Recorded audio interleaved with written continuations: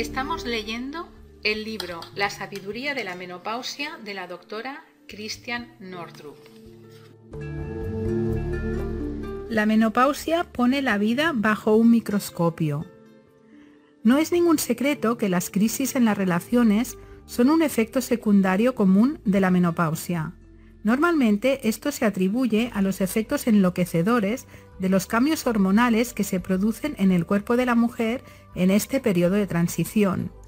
Lo que rara vez se reconoce o comprende es que estos cambios inducidos por las hormonas influyen en el cerebro, dan a la mujer una visión más clara de la desigualdad y la injusticia y una voz que insiste en hablar de ellas.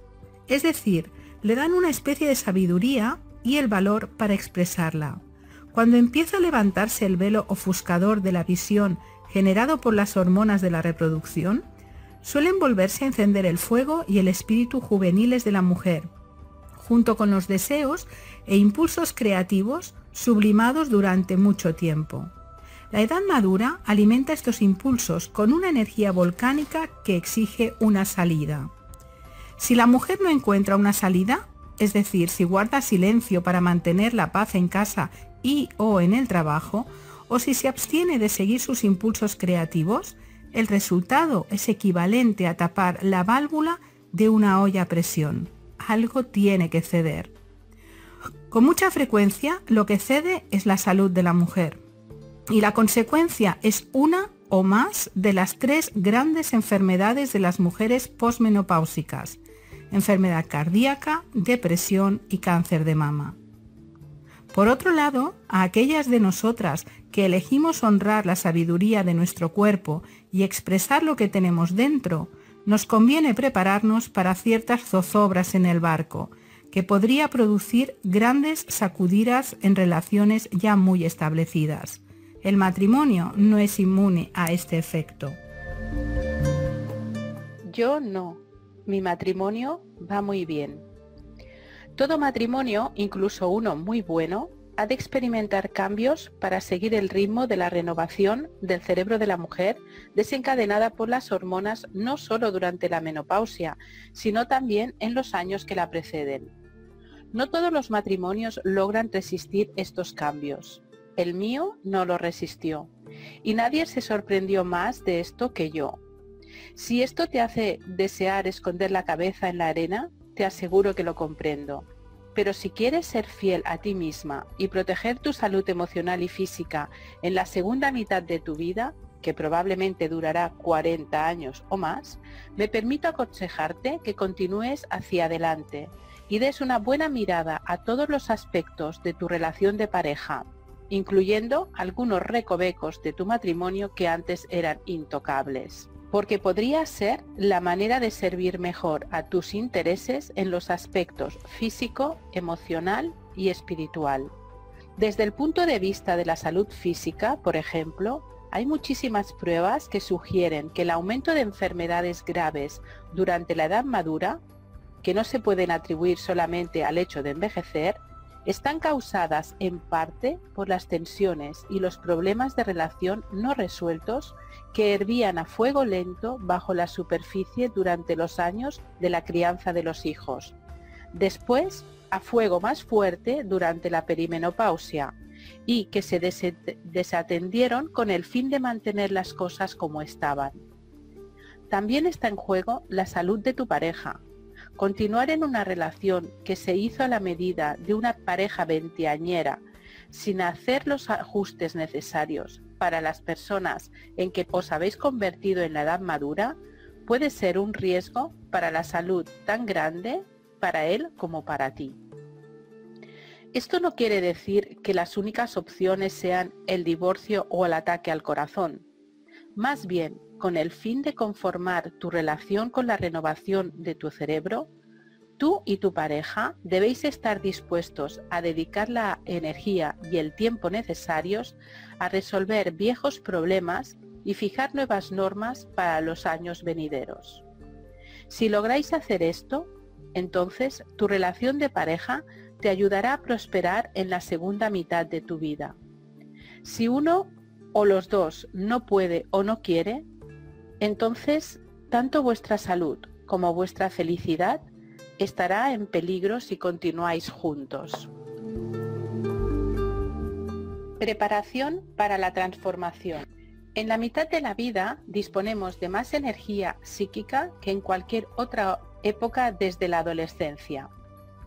Si nos esforzamos por colaborar activamente con esta energía orgánica, confiando en que nos sirva para descubrir las creencias inconscientes y autodestructivas acerca de nosotras mismas que nos han impedido ser como podríamos ser, entonces veremos que tenemos acceso a todo lo que necesitamos para reinventarnos como mujeres más sanas, flexibles y resistentes, preparadas para entrar alegremente en la segunda mitad de la vida. Pero este proceso de transformación solo puede tener éxito si tomamos la iniciativa de dos maneras. En primer lugar, hemos de estar dispuestas a asumir la total responsabilidad de nuestra cuota de problemas en la vida. Se necesita mucho valor para reconocer nuestra aportación a las cosas que han ido mal y dejar de considerarnos sencillamente víctimas de alguien o de algo exterior a nosotras. Al fin y al cabo, la persona que está en el papel de víctima tiende a recibir toda la compasión y a imaginarse que está en el camino moralmente elevado, lo cual es atractivo. Nadie desea sentirse como el malo de la película. Pero aunque adoptar el papel de víctima pueda parecer una buena alternativa durante un tiempo, en definitiva esta postura no nos da ningún poder para cambiar, sanar, crecer, ni avanzar hacia una vida más dichosa y satisfactoria. El segundo requisito para la transformación es muchísimo más difícil. Hemos de estar dispuestas a sentir el dolor de la pérdida y hacer el duelo por esas partes de nuestra vida que dejamos atrás. Y en esto están nuestras fantasías de lo diferente que podría haber sido nuestra vida si... Enfrentar esta pérdida rara vez es fácil, y esto se debe que muchas nos resistamos al cambio en general, y al cambio de la edad madura en particular. Una parte de nosotras razona, ¿para qué hacer zozobrar el barco? Hoy estoy a medio camino de acabar mi vida. ¿No sería más fácil aceptar lo que tengo que arriesgarme a lo desconocido? El fin de cualquier relación importante o de cualquier fase importante de nuestra vida, incluso de una que nos ha hecho desgraciadas o nos ha impedido crecer y realizarnos, tiene la apariencia de una muerte pura y simple. Para continuar adelante, tenemos que sentir la tristeza de esta pérdida y hacer el duelo por lo que podría haber sido y ya no será. Y después, hemos de levantarnos y adentrarnos en lo desconocido. Es posible que afloren nuestros más profundos temores cuando nos encontramos ante la incertidumbre del futuro. Durante mis cambios perimenopáusicos aprendí esto en cantidad, con gran sorpresa mía. Cuando me estaba acercando a la menopausia, ya había trabajado con muchísimas mujeres que habían pasado por los procesos de limpieza de la edad madura.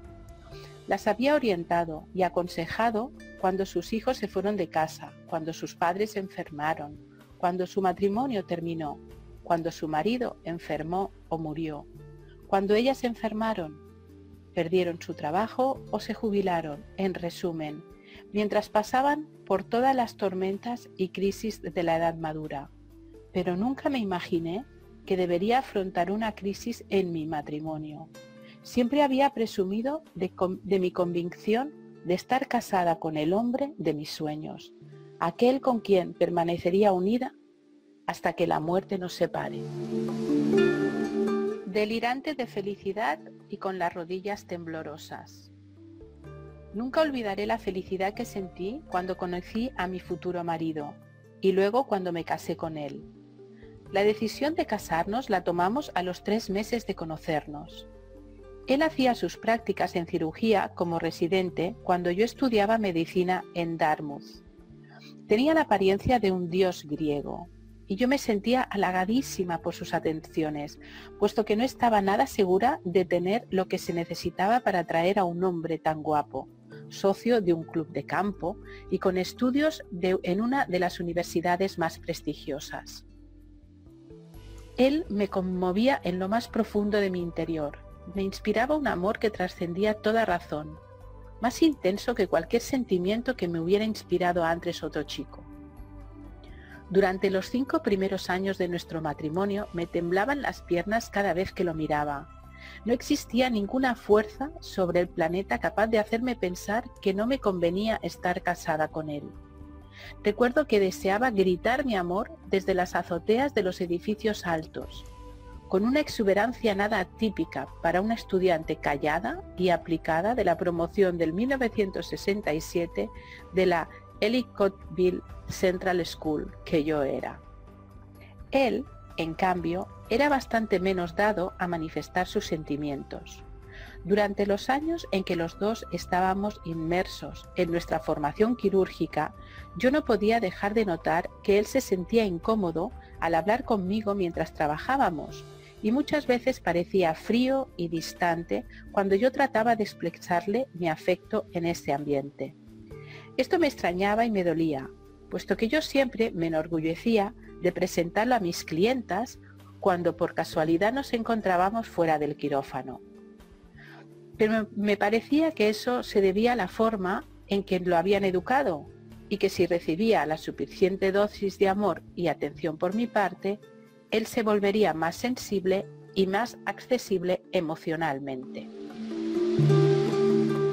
Los años reproductivos. Equilibrio entre la vida personal y la profesional. La vida de mi marido no cambió mucho cuando tuvimos a nuestras 2 hijas. La mía, en cambio, se convirtió en un esfuerzo constante, el que millones de mujeres reconocerán por propia experiencia. Tratando de encontrar formas satisfactorias y eficaces de ser buena madre para mis hijas, continuar siendo la médica que deseaba ser y al mismo tiempo ser una buena esposa para mi marido. De todos modos, estos fueron años muy felices, porque los dos adoramos a nuestras hijas desde el principio y disfrutábamos de las muchas actividades que compartíamos con ellas. Los paseos de fines de semana, las vacaciones familiares y el simple contacto diario con 2 seres pequeños y hermosos en desarrollo. A veces a mí me causaba resentimiento la disparidad entre lo que yo aportaba al mantenimiento de la vida familiar y lo que aportaba él. Una vez, cuando las niñas aún eran pequeñas, le pregunté si podría considerar la posibilidad de trabajar menos horas para poder yo seguir asistiendo a partos, un aspecto de mi trabajo que me gustaba muchísimo. Me contestó: nunca se ha visto un cirujano ortopédico que trabaje a media jornada, ¿verdad? Reconocí que no, pero sugerí que eso no significaba que él no lo pudiera hacer, con un poco de imaginación por su parte. Sin embargo, no fue así. Y como tantas otras mujeres, me convertí en experta en ingeniármelas, en adaptar mis necesidades a las de todos los demás miembros de mi familia. En los primeros años de nuestra vida familiar, también me fui dando cuenta de que las injusticias que me molestaban en mi matrimonio eran un reflejo de las que existían en nuestra cultura. Veía muchas personas como mi marido y yo, parejas que habían comenzado su vida en común en igualdad de condiciones económicas y de educación, incluso parejas que como nosotros hacían el mismo trabajo, y siempre, una vez que llegaban los hijos, era la mujer la que sacrificaba su tiempo de ocio, sus logros profesionales y su realización personal. Cambia tú y cambiarás el mundo. Durante estos años, muchas veces agotadores, comencé a poner en práctica algunas de las ideas que había ido desarrollando sobre la salud de las mujeres, teniendo siempre buen cuidado de no hablar mucho de ellas en casa, donde sabía que no serían bien recibidas por mi marido. Inspirándome en mis experiencias y en la de mis clientas, y animada por la convicción de que mis ideas influirían para bien en la vida de las personas, en 1985 me uní a otras 3 mujeres para establecer un centro de salud al que llamamos Woman to Woman. La idea de un centro de salud para mujeres llevado por mujeres era algo prácticamente inaudito en esa época, Nuestra principal misión era ayudar a las mujeres a valorar la unidad que forman la mente, el cuerpo y el espíritu, a ver la conexión entre la salud emocional y el bienestar físico. Mi deseo era dar poder a las mujeres, habilitarlas, ofrecerles un lugar seguro en donde pudieran contar sus historias personales y descubrir maneras nuevas de vivir más beneficiosas para su salud. Sabía que a veces esto entrañaría de desafiar el sistema establecido, porque las injusticias de la cultura se cobran un precio terrible en los cuerpos y espíritus de las mujeres. Pero al practicar esta nueva forma de medicina holística, que era bastante revolucionaria en esa época, comprendí que el hecho de tener una vida familiar normal y feliz y un marido con ideas médicas tradicionales que trabajaba en la misma comunidad me ofrecía una especie de cobertura. Me hacía parecer segura en un momento en que mis ideas se consideraban no probadas en el mejor de los casos y peligrosas en el peor.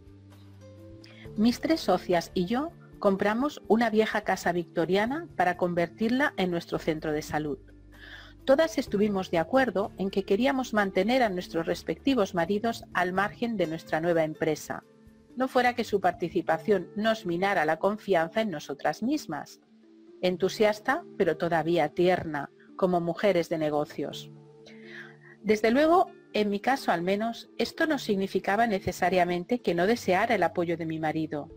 Recuerdo muy bien un día, en la época en que estaba comenzando las obras de acondicionamiento y renovación del lugar, había 2 grandes máquinas en el césped y obreros por todas partes, y el edificio estaba casi desarmado. En este momento, todo el proyecto adquirió una repentina realidad para mí y comprendí que mis colegas y yo éramos las responsables de pagar todo esto. El pensamiento fue abrumador, aunque no era tan típico en mí. Esta noche, al entrar a casa, recurrí a mi marido para que me ayudara a calmar mis temores. «Tengo miedo», le dije, «no estoy segura de poder llevar esto adelante». «Me fastidia cuando te sientes tan impotente», me contestó. Al instante comprendí que había sido tonta al esperar algo de él. Su reacción en este momento de vulnerabilidad emocional mía, atípico y arriesgado, simplemente reforzó en mí el estilo de arreglármelas sola que había desarrollado en mi infancia, un estoicismo necesario en una familia en la que se desaprobaba el desvalimiento emocional y se nos instaba a aguantarlo todo sin rechistar. Otro dicho favorito de mi familia era: no pidas una carga liviana, pide una espalda más fuerte. Así pues, como siempre, hurgué en mis recursos interiores, me armé de valor y simulé que no tenía miedo. Resulta que Woman to Woman se convirtió en un gran éxito. Nuestro trabajo tocó una fibra sensible en nuestras clientas, se corrió la voz y el centro fue prosperando y creciendo. Por grande que fuera mi entusiasmo, por todo lo que estaba haciendo, nunca logré interesar a mi marido en ninguna de las ideas sobre medicina alternativa que constituían el núcleo de mi trabajo clínico. Pero compartíamos tantos otros intereses comunes que pensé que no importaba su actitud hacia mi trabajo. De hecho, me sentía orgullosa de mí por ser capaz de mantener una relación amorosa con un miembro activo del Colegio Oficial de Médicos de Estados Unidos. Me casé con mi madre. Al mirar en retrospectiva, veo que al casarme con mi marido, hice un juramento secreto y bastante inconsciente de hacer todo lo que fuera necesario para que mi matrimonio funcionara y ser la mujer que yo creía que él deseaba, mientras también pudiera dedicarme a mi trabajo que me encantaba. En este tiempo, como muchas mujeres, yo no sabía que el secreto para la felicidad de nosotras y de nuestros seres queridos es, en primer y principal lugar, ser lo que realmente somos, no quienes creemos que debemos ser. Sin darme cuenta, recreé con mi marido muchos aspectos de los asuntos inconclusos que había en la relación con mi madre. hecho del que solo empecé a darme cuenta unos 20 años después, cuando entré en la perimenopausia. Hasta entonces, continué desempeñando en mi matrimonio el papel de la niña deseosa de complacer que yo había sido, mientras mi marido hacía el papel de mi madre, emocionalmente distante e inaccesible. Siendo callada y sensible en una familia de hermanos deportistas y extrovertidos, a los que les encantaba pasarse la vida esquiando a toda velocidad, siempre fui el tipo de chica que tendía a desaparecer. Me instalaba sola en una habitación tranquila donde podía escuchar música, leer cuentos de hadas, soñar junto al hogar o contemplar el mar por la ventana. Mucho más sintonizada con los otros miembros de nuestra numerosa y bulliciosa familia, mi madre siempre parecía estar demasiado ocupada para fijarse en mí. Y aunque mi padre apoyaba mi lado estudioso, dejaba a mi madre los aspectos prácticos del cuidado de los hijos, como la mayoría de los hombres de esa época. Deseosa de la aprobación de mi madre, me esforzaba por ganarme su cariño siendo buena. Trabajaba y estudiaba mucho, jamás me metía en problemas y era su pequeña ayudante, cocinando, limpiando, ideando centros de mesa para las comidas festivas, haciendo lo que fuese que pensara que le demostrara mi valía. Como intuía que mi madre tenía ciertos sufrimientos, cuya naturaleza solo llegué a comprender años después, trataba de ser un consuelo para ella, además de ayudarla, tal como lo hice después en mi matrimonio con el fin de sanar las heridas de la infancia de mi marido, tratando de darle todo el amor necesario para que lograra superar sus miedos y heridas. Mientras tanto, buscaba en mis profesores los elogios y aplausos que no recibía en casa. Esa búsqueda de reconocimiento me convirtió en la clásica alumna súper estudiosa y responsable, pauta que continúa durante todos mis años de estudios hasta terminar medicina y luego en mi matrimonio. Finalmente, tal y como busqué en mis profesores el apoyo y la aprobación que no recibía en casa, me volvería hacia otras personas y no hacia mi marido para satisfacer mis necesidades emocionales. Pero antes de que comenzara el proceso de conocerme a mí misma, que culminó en el naufragio de mi matrimonio, simplemente aceptaba el hecho de que, igual que mi madre, mi marido no podía verme ni valorarme tal como era. En realidad nunca esperé que lo hiciera. Actuaba a partir de la suposición de que era indigna de ser apreciada por una persona tan especial. Si me hubiera sentido más digna de amor, no habría elegido a un hombre como mi marido. Varios de los chicos con los que salí antes de conocerlo me admiraban y me valoraban. Pero como yo creía que tenía que ganarme el amor siendo muy responsable y capaz en la vida y rescatando a alguien del dolor de la suya, entonces atraje a un hombre que reflejara esa creencia mía. Inevitablemente, los jóvenes que me valoraban y me apoyaban no eran los que yo deseaba. Deseaba exactamente el tipo de inaccesibilidad emocional que más se pareciera a la que conocí en mi casa. Y la obtuve. En este sentido, mi marido era un verdadero compañero del alma y no le echo la culpa de lo que ocurrió entre nosotros.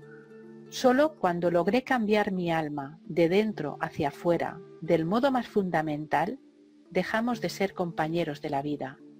Mirando en retrospectiva, él fue uno de los mejores regalos que he tenido en mi vida. Después de mi divorcio, me encontré cara a cara con mis asuntos inconclusos con mi madre, tema muy común, y finalmente lo resolvimos. Puedes ver los detalles en el libro Madres e Hijas.